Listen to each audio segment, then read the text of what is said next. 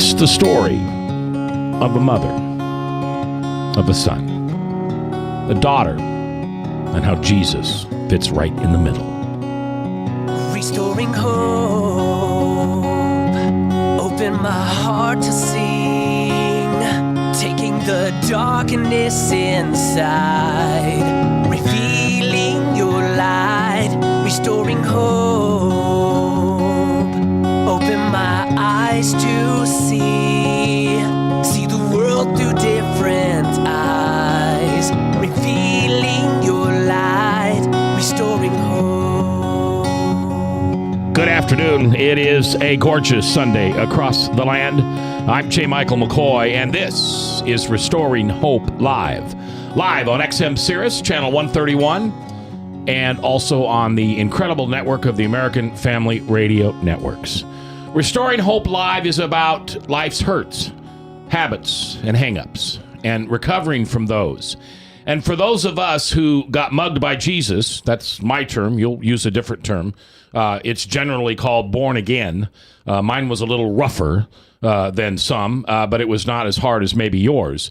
But those people who find Jesus in life's most difficult times and troubles always have a testimony, because God places within us a testimony, and there's something inside of that story that is particularly yours and only yours, that somebody else needs to hear to complete their story or to add on to it. And God uses this radio program to bring you to the speakers while we bring the guests to the microphone. And you're going to meet an amazing young lady today. Her name is Jennifer Richey. She is a treasure in God's eyes. She is the daughter of a risen king. And in the daytime, she runs a bank. Most importantly, there are few who walk with Jesus as Jennifer does, and her story will identify to you why she does what she does. Because, Jennifer, the truth is, we don't have a choice, do we? We don't. When Jesus comes along and snatches us up, Yeah. You never had that experience, right? What? Did you have a born-again experience? I mean, haven't you always been this great, awesome guy named Michael Hartwig? Right. No, there's a dark side to me. Is there? Well, it's been lightened up. Well, I know there's a dark side, but I didn't want to talk about that on the radio. But as long as you brought it up, when did you stop beating your wife?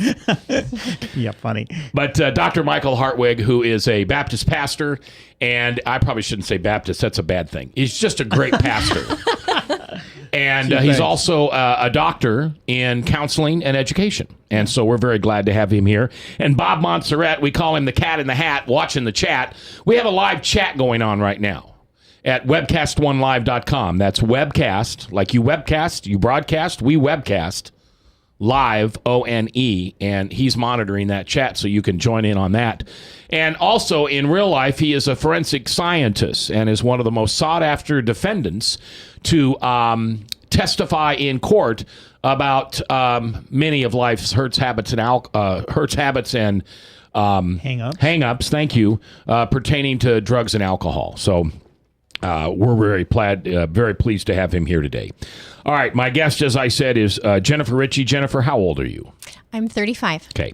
And where's home? Home is Waukee, Iowa. Mm-hmm. All right. And you go to high school there? No, I grew up in a small town in northwest Iowa called Lake City. Lake City. Mm-hmm. I'm very aware of Lake City. So when was the first time you drank alcohol? Oh, boy. Actually, I did not drink alcohol all through high school. It was the summer after my senior year. Yeah? And moved out of my house, and I was like, freedom. And so I just started drinking then. Yeah. And continued from there. Did you have playmates and playgrounds that you went to? Uh-huh. Yeah. Bars, restaurants? Of bars, yep. Now, I mean, that was unusual for the Jennifer Richey you were in high school. Mm-hmm. Was it difficult to do that at home if your parents had found out there had been an issue? Well, I was actually raised by my grandparents. Okay. So they were very, very strict with me. Yeah. When I was raised with my mom, she was a lot more lax. But once I moved in with my grandparents, the reins tightened and I had to work for everything that I had. And, there was just no freedom Are you at all happy whatsoever. that they were like that? Oh yeah, because if it wasn't for them, I wouldn't have the work ethic or be the person that I am today. Okay. So why did you go live with Grandma and Grandpa? Actually, it's kind of it's a story. Well, I have my mom and my brother and sister. We all have different dads, and so my mom decided that she couldn't necessarily handle all of us three anymore. And so what she did was she purchased a airline ticket for me to go visit my dad in California, who had a brand new family, and he was very into his addiction of alcohol. And so this is bio dad, was an alcoholic. Yeah. Okay. Yeah. And how old were you? I was 14 at the time. Ooh. And so my mom actually had packed up the house, and she picked me and my brother and my sister up from school, and she told me that she was going on vacation. Well, the truth be told, she had actually met someone in prison in Clarinda, and she was moving and just not telling me. So I had a one-way ticket to fly to California, and I didn't know that I was going there to live permanently until I landed. And so you were alone on the plane. Alone on the plane. Dad picks you up. Dad picks me up. And he tells you, welcome to your new home. Welcome to your new home. Oh, this is where you're staying. So I was in a class size of 63 people. And when I was in... Here in Iowa? Yeah. Okay. And when I moved out there, I was in a class size of, in the thousands. In the thousands. And so it was a huge shock for me. And being the age that I was, it was such an impressionable age that it was just the sense of abandonment that I felt at that time was just so overwhelming. And so and then you had a new family, new sisters, and I did brothers. have a new family. I had a stepmom and two very young sisters, both under the age of 2. So, but it was not unusual for me to see my dad come home from work every night and drink a case of beer. Wow. And he would just sit in the outside and watch the San Francisco Giants and sit in the garage and just drink a whole case, and then he'd go to bed and do it all again the next day. Right. Wow. Yeah. And you didn't really develop a relationship with him. No, not necessarily. How about with your stepmother? I had more of a relationship with her. I still have a relationship with her. Okay. So do you have a relationship with your father? my father's passed, actually. Okay. He passed away last year. Did he pass from this disease? Yes. Okay. And this is your biological dad. What about your biological mom? Was she an alcoholic at all? No. She didn't drink enough? No. Interesting. No, but she did, when we were growing up, she did put us kids in some, I would say, compromising situations, because I feel like she didn't get her partying out because she had us when she was so young. So she would have parties with us there and put us in situations where things could have possibly happened. Thank God they didn't. But, And where's she at now? she lives in Cedar Falls. Okay. Do you have a relationship with her? It's very broken. Okay. And how about your brother and sister? My brother is amazing. I have no idea. He's overcome so much in his life, and he's just one of those guys that didn't go Is to this college. your stepbrother? No. No, No, they're you're all bio. half. Okay. They're Yeah, all that's half. right. Right. So, yeah, my brother is amazing. And I think that was probably the hardest thing about my mom leaving me was, like, I grew up with my brother and sister, so I didn't have that. And so they were Relationship anymore. right. And so that was really, really hard. But my brother's awesome. He's married, and they have the cutest house, and they have a dog. And Live here in the community? They live in Waterloo. He works for John Deere. So, yeah. Jennifer Richey is our guest today, her life story. And right dab in the middle of it, we're going to see Jesus pop up. Remember those little toys you used to have where you'd crank the handle, da-da-da-da-da-da-da-da, boom, there'd be that's Jesus. And right in the middle of this ugly story, he's going to pop up, and he's going to give you hope for your daughter, your grandson, your best friend, your spouse. That's who we do this program for, is for you. So you know how to handle some of life's hurts, habits, and hangups. When we come back, she's in California. She's a California girl, but she feels abandoned and betrayed by her mother. Where will it go next? Restoring hope.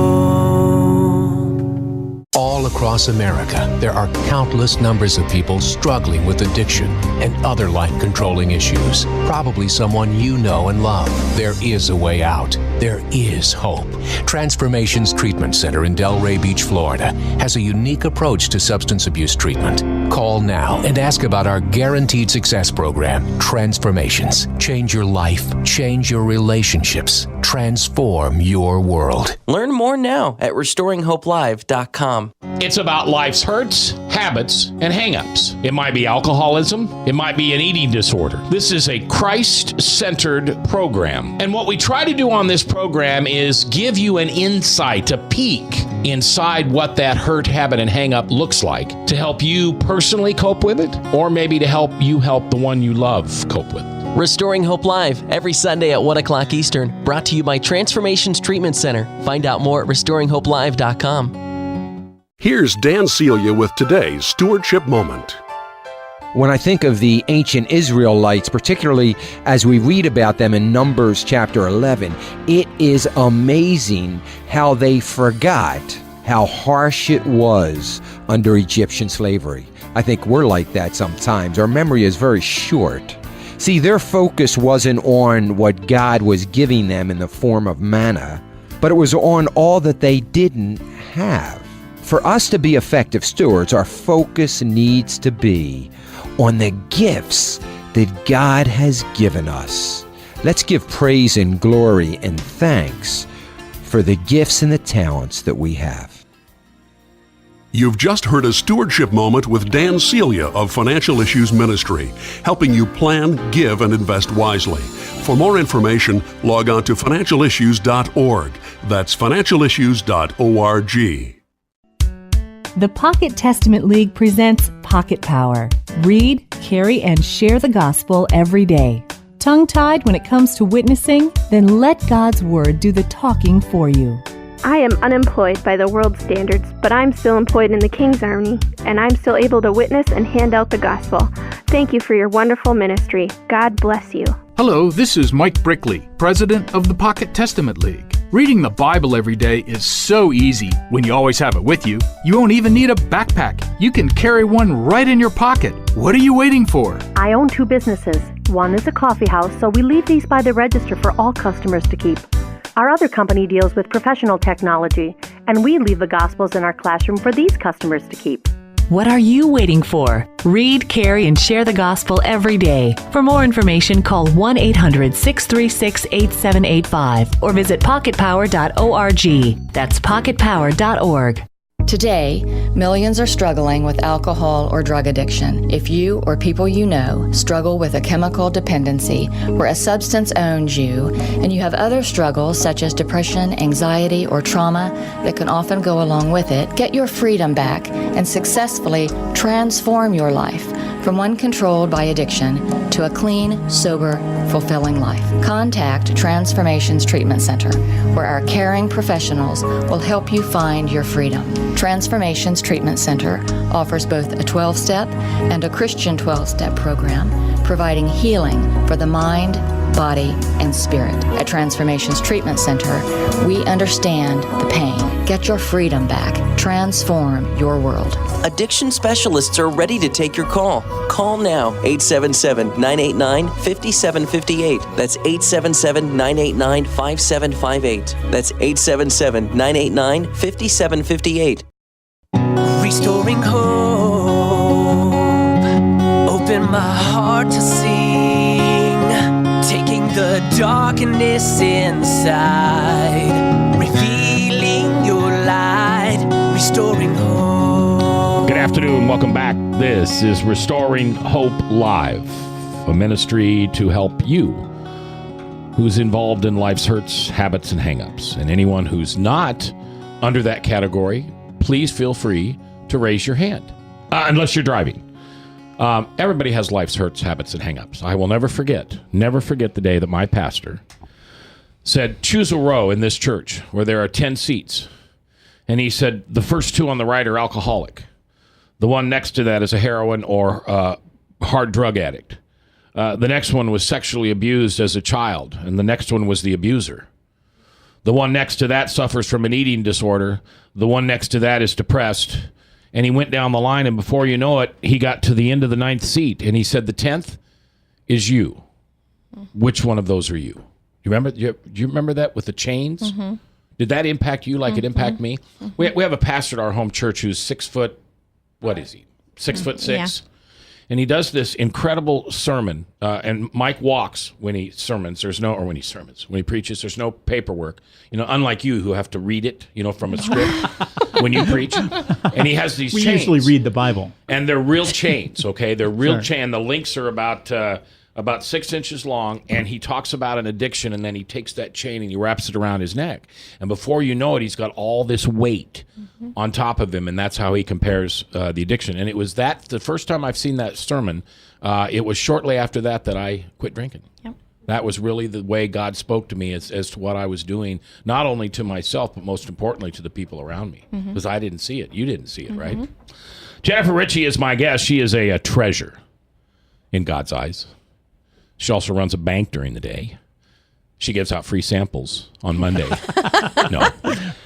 So you're 35 years old, but at age 14, your biological mother sent you on a plane to, quote unquote, go visit Dad. Right. And nobody knew but you, or everybody knew but you, that it was a one-way ticket. Right. So Dad knew too. Dad knew too. All right. Do you remember when he told you that you're not going home? Actually, it was my grandma. I was talking to her on the phone. Okay. And Mom's mom or Dad's mom? Mom's mom. Okay. And I was talking to her on the phone, and she was like, "You understand that you're not coming back?" And What? Yeah. Now, what happened to your little brother and sister? They went with my mom to Clarinda. Why did she do this to you? I don't know. Don't know. She's a broken person, Okay. and I know that, and so But that's not. I mean, have you forgiven her? I have, but I go by the motto. I feel like hurt people hurt people. Right. Correct. And so I just feel like she was hurt at some point, and I don't know what that could have, where that triggered. So you in her never life. had that conversation with No. her or grandma or anything like that? No. Okay. But thank heavens for grandma and grandpa. Thank heavens. All right. So, and your relationship with mom is busted. Yes. Do you ever speak? We do. I was actually there last weekend for Mother's Day. Oh, good for you. You're a good daughter. Yeah. Is it hard for you? It is hard. It is hard to be around her because I find some of her. This might sound bad, but I find some of her mannerisms irritating. I find, just some of the things that she does and Her says. character defects shine. Right. Okay. And, she brings up stuff about when we were small and, just talks about, I Inappropriate. remember when you were a baby, when you did this and this and this. And I'm like, You didn't like that? You don't like that? no, because I just feel like, you gave up on me. Why are you? Yeah, you abandoned me. Right. Why do you keep Does she look adding? at that way? No, she doesn't. She doesn't. How does she look She at has it? no idea. Does she justify it by saying, I could give you a better life by sending you out to your father's? Well, I don't know what her justification was. Sure. I never got that explanation. And so Is she just disconnected from it? she's disconnected. I think she's such a person of or she's filled her own head with so many lies that she just believes everything that Yeah, eventually Comes the out of her lies mouth. that she tells over and over and over, she can't tell the difference Right. between fiction and, So what happened to your dad, though? When did he send you? Did he send you back to Iowa? So I came back over Christmas break to visit my grandparents and to see all of my friends from And your my dad school. set that up? Dad set that up? My grandparents did. Oh, okay. Yeah. And so I always had a close relationship with my grandparents. And so they brought me home for Christmas, and I got here, I landed, and I was telling them everything about my dad and his addictions and, how unhappy I was there and how I wanted to move back home. And they said, well, you're not going back. You're going to stay with us. Do you think that decision had been made prior to you visiting? I don't think so. Okay. Were you, and this is a tough question, I'm sorry, I don't mean to be rude, but were you a whiny, bratty little girl complaining about Dad? I mean, No. you're not that way now, so. No, and I could have been because I was 14. Yeah. So, I mean, I was probably a little smarty pants and probably deserved to be slapped in the mouth, to be honest with you. But, they never did. So, Okay.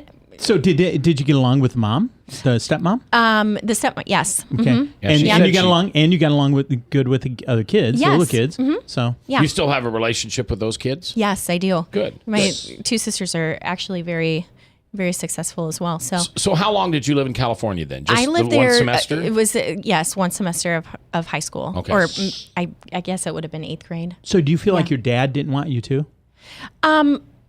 A little bit, because he already had his family established. Right. So I felt like kind of a burden coming in and saying, here I am, your 14-year-old daughter, and Wow. This is your story. It Yeah. is. Exactly. This is his story. Dad literally shipped him off to where? Grandma's? No, Dad walked away. That's right. Dad gave you a little plane and walked away. Yeah, walked away. And then Mom put me up for adoption too. So Yep. yeah.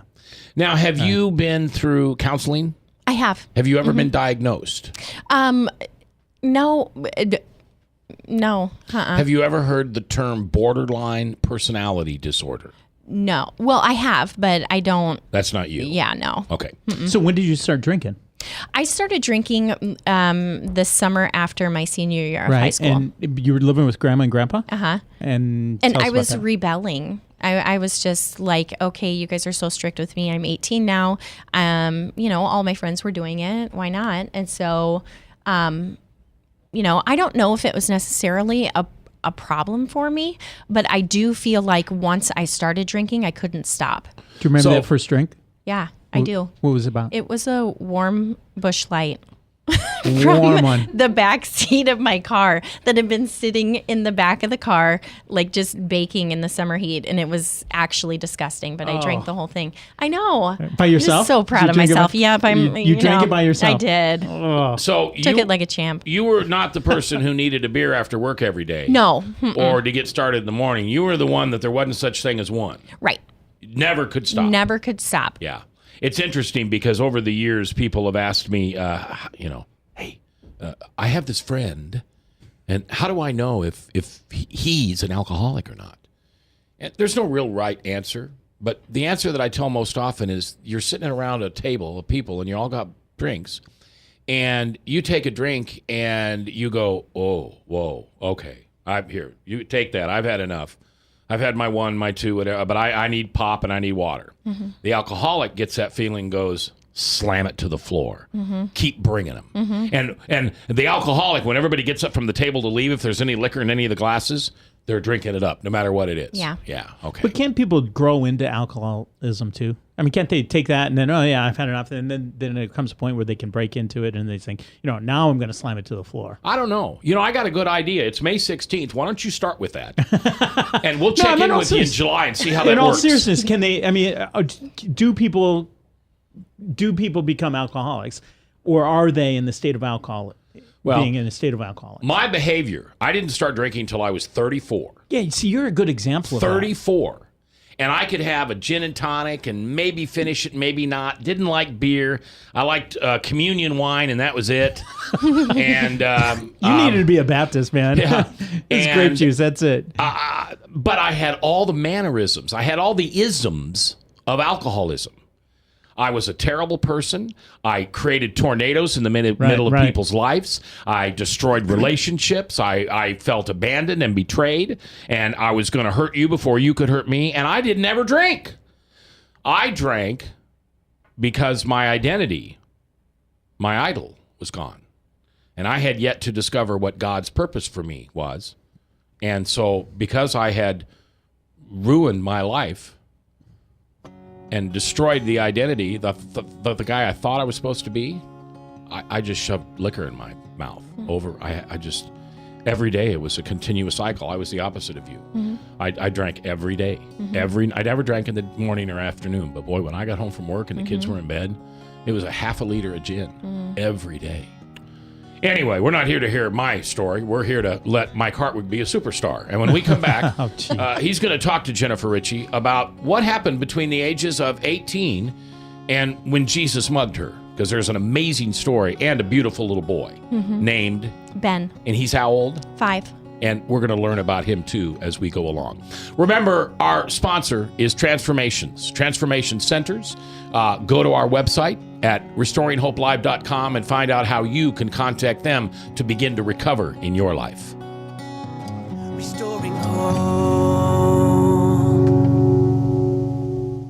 All across America, there are countless numbers of people struggling with addiction and other life-controlling issues. Probably someone you know and love. There is a way out. There is hope. Transformations Treatment Center in Delray Beach, Florida, has a unique approach to substance abuse treatment. Call now and ask about our guaranteed success program, Transformations. Change your life, change your relationships, transform your world. Learn more now at RestoringHopeLive.com. Here's Dan Celia with today's Stewardship Moment. One time a woman said to me that people were asking her why she was saving her money. What was she worried about? I told her to say that she was saving it for the kingdom of Jesus Christ. In Acts 1:8, one of the last things that Jesus ever said to his apostles was, "You will be my witness in Jerusalem and all of Judea and Samaria and to the ends of the earth." God sometimes tells us what we will be doing, even with our financial resources. But sometimes we just need to wait. God will do a great work with what He has blessed us with. You've just heard a Stewardship Moment with Dan Celia of Financial Issues Ministry, helping you plan, give, and invest wisely. For more information, log on to financialissues.org. That's financialissues.org.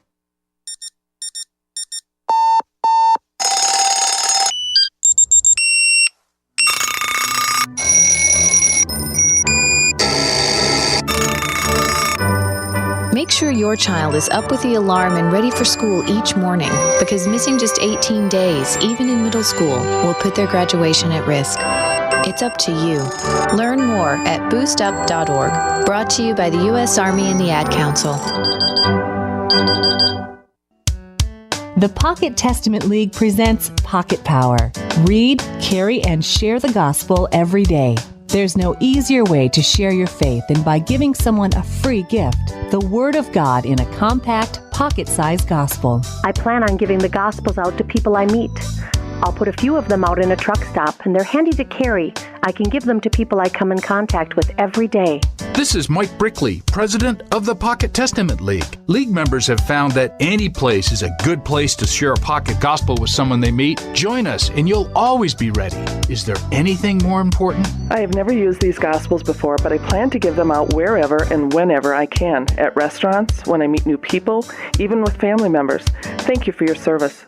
What are you waiting for? Read, carry, and share the gospel every day. For more information, call 1-800-636-8785 or visit pocketpower.org. That's pocketpower.org.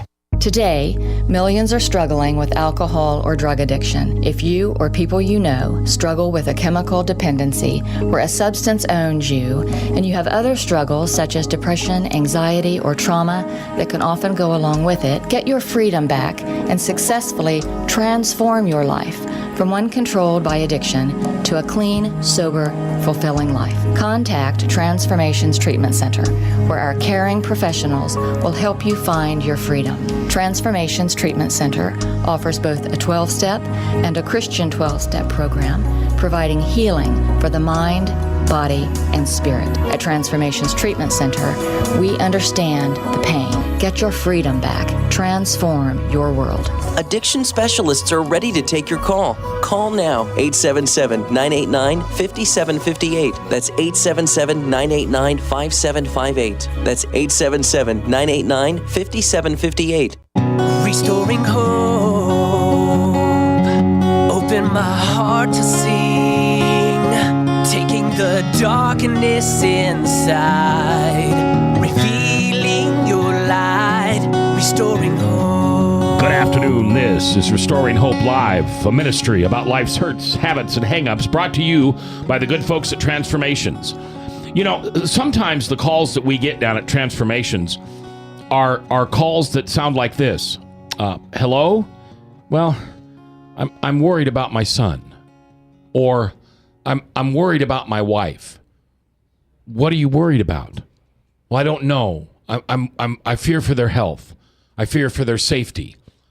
I think they drink too much, or I think they use drugs, or I think she's so skinny that there has to be a food problem or a body identification problem. And That's the way the conversations start. They don't start with, all right, my son's a drunk and I need him to go somewhere. They don't know. Mom and dad don't want to know, and they don't want to admit it either. They don't want to admit that they had a role in raising a child who now has alcoholism or drug addiction or a body image issue or a sexual identity issue. Well, God made people one way, sinful. And whatever sin Lucifer wanted you to pick up, you pick up until you surrender your life to Jesus Christ. And the stories of how people get there are what we tell. Why do we tell them? Because there's something in Jennifer's story that you need to know. I don't think you need to know it. Jennifer doesn't think you need to know it. But guess who does? I am. And he knows the only way you're going to hear that is if he positions you to the radio or the web and Jennifer's talking and bam, it's the burning bush. God creates a miracle, a coinky-dink for those who don't believe. But your heart begins to grow because of the sharing that Jennifer's done. That's why we do what we do. And we thank you for listening. We love this job, and we couldn't do it without you. Right here at RestoringHopeLive.com. All right, Dr. Mike, we're 19, 20 years old. Mm-hmm. We're living on our own. Mm-hmm. We're living a free and easy life. Mm-hmm. We're, as you said a minute ago, if you started drinking at 6 in the morning for a tailgate, you wouldn't stop till the bar's closed. Correct. Did you ever get picked up for an OWI or anything like that?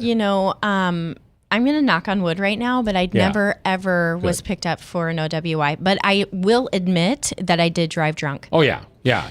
So were you running around with people, and did they try to abuse you? Explain some of that. No. I mean, no one ever tried to abuse me. The only abuse that I had... Anybody tried to take advantage of you? No. Okay. Honestly, I am very blessed that I was never in situations where that could have happened. So you're drinking every night, every day? I would drink on the weekends. But during the week, you would try to during keep a job? During the week, I would go to my job, and sometimes we would have work after hours. Sure. And when I did work after hours, I would stay out until I would only plan to stay out for an hour or two, and end up staying out until the bar closes. And what was drunk Jen like? Oh, I was so fun. Okay. I really was. Put a lampshade on your head? Yeah. No, I wasn't that crazy, but I would just be funny. You're fun. Yeah. Not cranky. Not cranky, just fun. Not sexually improper. No. Just a fun girl. Just fun. So they just kept feeding you shots. Just shot after shot. Okay. So where was God in all this at this point? God. That's a good question. God was not there. At all? Yet. I mean, I felt him at times, and I always wondered, but I never pursued it. Did you go to church? I didn't. Mm-mm. Grandma and Grandpa didn't make you No, go? they did. I had to go to church. We went to a church called Woodlawn Christian Church. Okay. And we had to go every weekend because we lived across the street from the church. Okay. So everyone would know if we weren't there. And what did you get from that? Did you have a relationship with God at that time? It was hard to have a relationship the way because I didn't want to go. I fought going, and so when I was there, I didn't listen. And obviously seeds were being planted, but at the time I didn't care. I would have rather been home in bed. So where did God mug you, I guess is what to use it. But how did God introduce himself to you? God came into my life in 2006. My grandparents that raised me passed away in 2004. Okay. And so during that time I was, Did drinking. they die together? Did they? They passed away. It was like 9 months apart. Oh, wow. So, dramatic or? No, my grandma passed away from breast cancer. My grandpa passed away from a heart attack. So, so during that time, what I did was to cope with the pain was I would drink. Yeah. And so that's the only thing that would really bring me comfort was drinking. Did you ever attempt to have relationships with men, real relationships, not overnight? I was during that time. I was dating my husband. Okay. So we would go out together. And what was his addiction? Did he? He didn't have an addiction. He's just a normal Okay. Normal guy. He's a and normie. A normie, just a great guy. And how long were you married? We were married from 2004 until the beginning of 2012. And why did that relationship end? I stepped out of the marriage. Okay. Mm-hmm. You walked away from the marriage? No, or? I Go ahead. stepped out as in... Had an affair. Yes. You had an affair. Mm-hmm. Okay. And you have a child with him? I have a child. Ben. Yes, Ben. A child with With my ex-husband. With your husband. Mm-hmm. Okay. Mm-hmm. So, and you put that very delicately, and I appreciate that. But did he leave the marriage then, or did you? He did. He said, "I'm done." Well, it was a mutual thing. Okay. Was the marriage good? Yeah, it was good. Okay. Yeah. All right. Why did you choose to step out? At the time I was still drinking. Okay. And so, God forgive me. That's no excuse for what I did and you're already forgiven. The pain that I about it. caused. But that's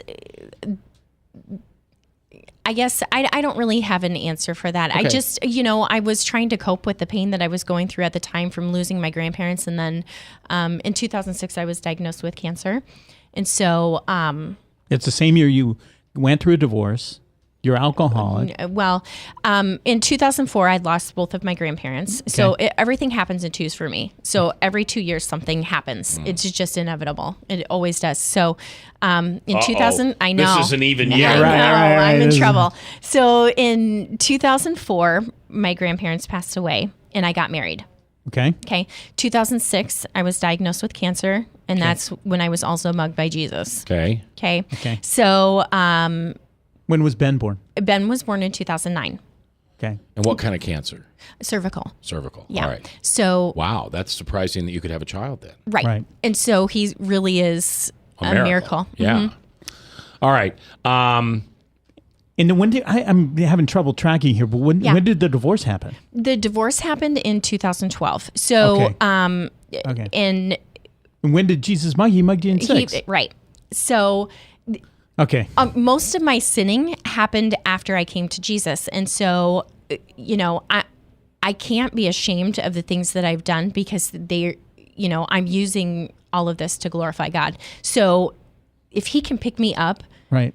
I'm like the woman that was, standing there, and Jesus comes and writes in the dust, and he's like, how did you come and give your life to Christ?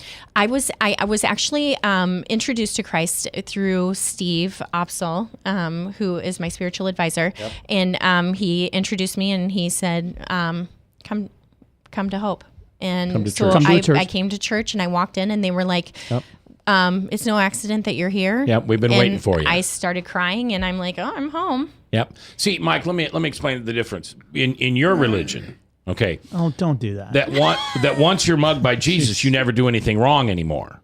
See, in Christianity, when we honor God, follow Jesus, and serve others, worse. Okay, and that we're still sinners. We're still imperfect.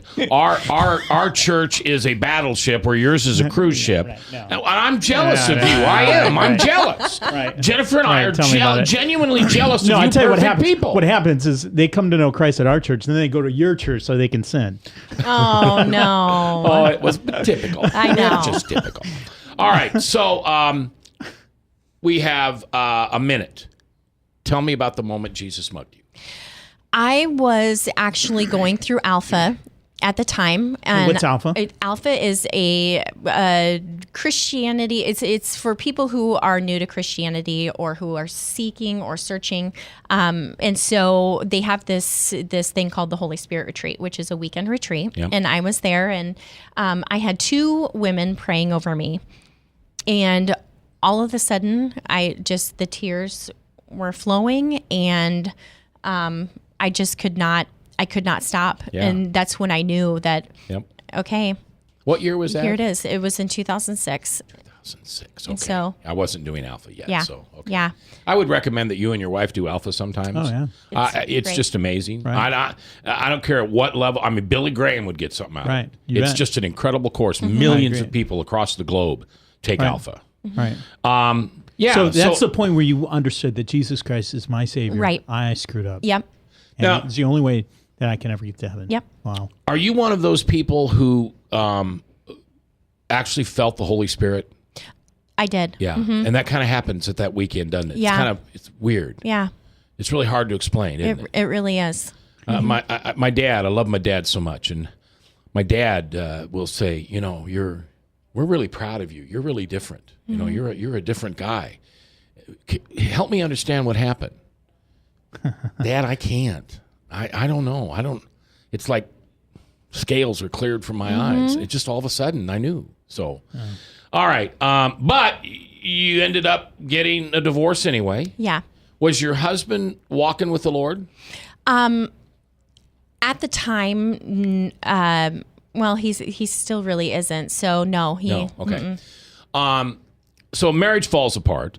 You've got a son. Yes. From there, and how do you sit down with a woman who's, let's say, 25, and her life mirrors yours? Because I know you come alongside a lot of women in our church. You're wonderful at that. Thank you so very much.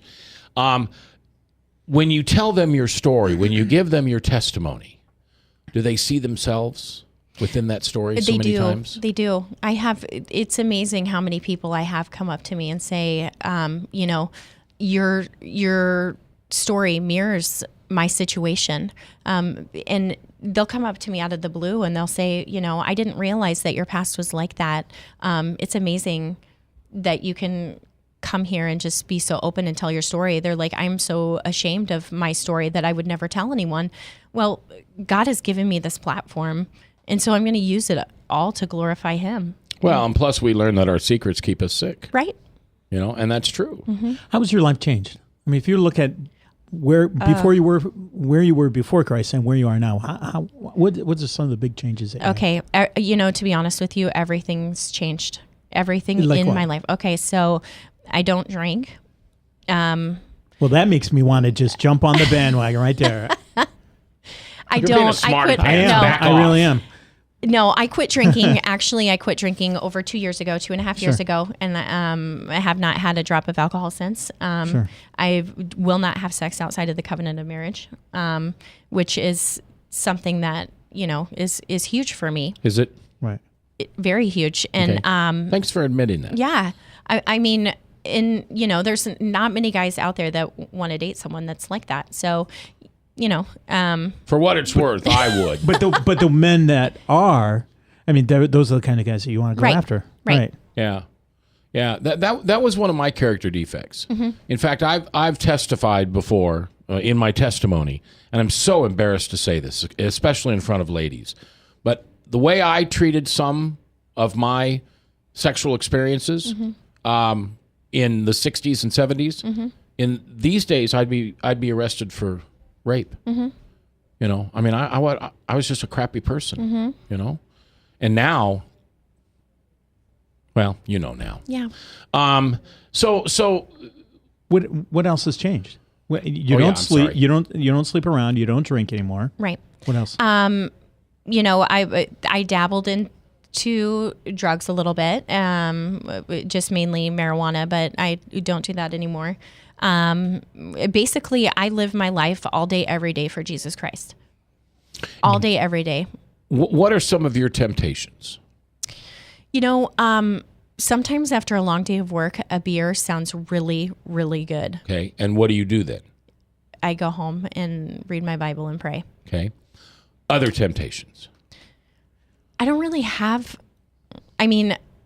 okay. None. Do you feel like you're happier now than you were? Oh my goodness. I'm filled with so much joy. I can't even explain it. Have you ever heard? Do you think that's one of the big differences? Huge difference. Yeah. Right. And I'm filled with Okay, so let me get this straight. You don't drink anymore. You don't sleep around anymore. And she doesn't chew and go out with boys and do, and yet you're happier. Yes. Then you're happier. That makes no sense. Happier than I've ever been in my whole life. Yeah. And, I just feel like I'm on top of the world. It's unending joy. Yeah. Have you ever, I shared with you that term today, makarios. And makarios is Greek for God's... Macarena. Yes. Makarios. Okay, if you want to do the Macarena, you go on the corner. Macarenos. Now you're going to get me to say it. Macareos is God's never-ending, untouchable joy. And that's what you have. Right. You could have a crappy day. Your boy can mouth off to you. He can get in trouble. He doesn't behave. You come up short in your drawers at the bank. You're not getting along with your best friend, but you still have that Macareos, right? Right. Yep. And that doesn't come Always. from a bottle. It No. doesn't come from sleeping around. Nope. It doesn't come from doing all the other things No. that the world says that's the only place of joy. No. Yep. All right. It comes straight from Jesus. Yep. And peace. The peace that honestly Right. surpasses all understanding. Keep your hearts and minds in the knowledge and love of God. Amen. Yep. All right, let's talk about how you want to serve him. Cast your net wide. Okay. And I know the answer is probably anywhere he puts me. Right. But what would you like to do with your life? When all of us are sitting around, well, I'll be dead, but when all of your friends are sitting around after your funeral, after your celebration of life, what will they say you were famous for? Oh, my goal isn't to be famous. That's not, and I know that, Okay. but What are you famous for? That's not being famous. Okay, so I love kids, and I'm on staff at the church that I attend, and so I teach Sunday school. Okay, and those kids, if you want to see Jesus, come to yeah.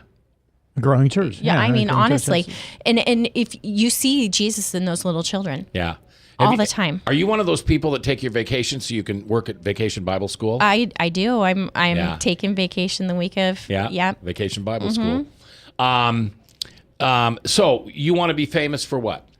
I want to be famous, and not famous, but I just want to be known for the love and the compassion and the kindness and the weakness and the meekness that I portray. Okay. That Jesus gives me. Okay. What are you afraid that God will ask you to do that you really don't want to do? There isn't anything. Really? What if he asked you to reconcile with your ex? I would do it. Yeah. Is that a possibility? It's not out of the question. What are you trying to be a matchmaker? No, the match has already been made. For instance, here's one of mine. Yeah. I won't go on a mission across the country because I'm afraid if I do, Jesus is going to mug me again. Right. Look at me, goosebumps. I'm so afraid that I'll get over there and he will reveal to me that I need to be there, and I don't want to do that. Well, I've been on mission trips across the country, and how do they change you? Oh, see, I'm protecting myself. I know. So I feel like the deal with mission trips is that when you go, you're there for a week or longer, and your sole focus is Jesus. You're not looking for anything else. And you see him everywhere on these mission trips. You see him in every person, in every soul that you touch, in every eye that you look at, you see Jesus. But when you come back, you get so overwhelmed with the day-to-day busyness, activities, and the things that you need to get done, and your work, and your, everything, taking care of your kids and all of that stuff. And you don't see Jesus as much. But if people would stop and just look around, he's everywhere. Yeah, I agree. Jennifer Richey is our guest today. She's sharing her testimony, and we know there's a nugget of wisdom in there, something that maybe you've already heard. Maybe you're still waiting.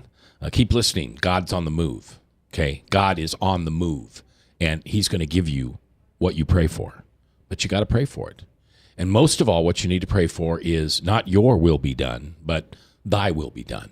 Because when you're within God's grace and you're doing God's will, life is really miraculous, isn't it? What he does. Go ahead. Let me ask you this, Jeffrey. Man, what a great testimony, first of all. I mean, God is really, I'm just so intrigued with your passion and love and just your way. And that you're a unique young woman. I mean, it's just really incredible.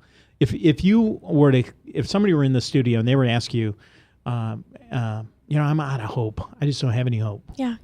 I've done a lot of the things that you've gone through. What would you say to them? How would you encourage them? Oh, that's a good question. I would honestly just come and walk alongside them. It's not an overnight process. This isn't something that happened to me, overnight. I've made my own mistakes. Right. I have walked in this darkness and in these valleys, and I was placed there for a reason. I needed to do that to be able to come along and walk next to people that are in the same situation.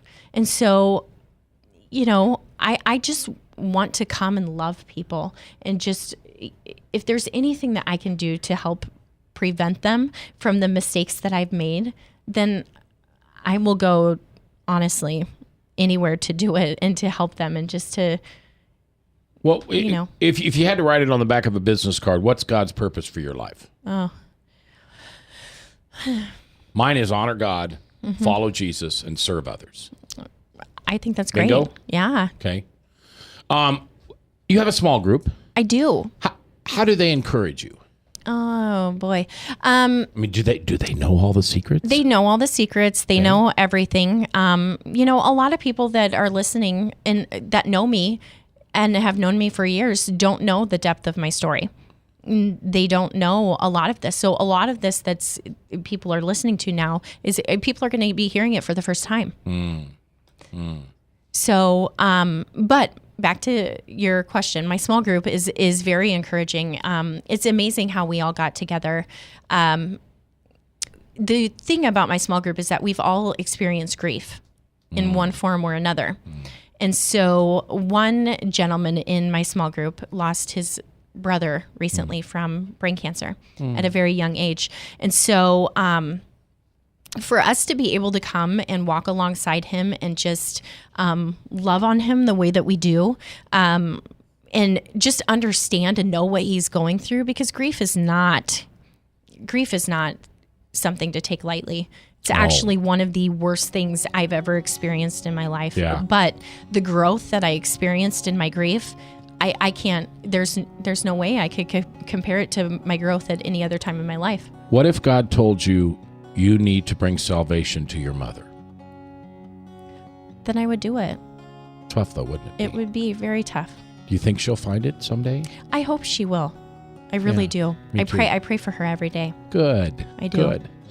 Our guest today has been Jennifer Richey. And where can they find you? You have an incredible blog. I love reading your blog. I do. It's Jen Loves Jesus. It's JEN.lovesjesus.blogspot.com. All right. So Jen, one N, JenLovesJesus.blogspot.com. And you're on Facebook. I'm on Facebook. Richey. Okay. And if something Jennifer has said today has touched your heart, and you go, oh, wow, that's me. That's me. Did you hear that? And you can't say that to anybody because it's a secret. It's the secret you bury in your heart, and you keep it because you think if you say it out loud, you'll be unlovable. Well, you won't be, because Jesus will love you, and then Jennifer will love you, and then I will love you, and Bob and Mike, and before you know it, there will be tons of people standing around you loving you just as you are, not who you thought you were supposed to be. Okay? Jennifer, thank you for being here today. Thank you. Dr. Mike, thanks for being here. Bob Montserrat, thank you. Eric, thank you for producing. I'm J. Michael McCoy, and if I haven't told you lately, I love this job. Man, I can't do it without you. So we'll see you next week right here live on RestoringHopeLive.com. Till then, just pray.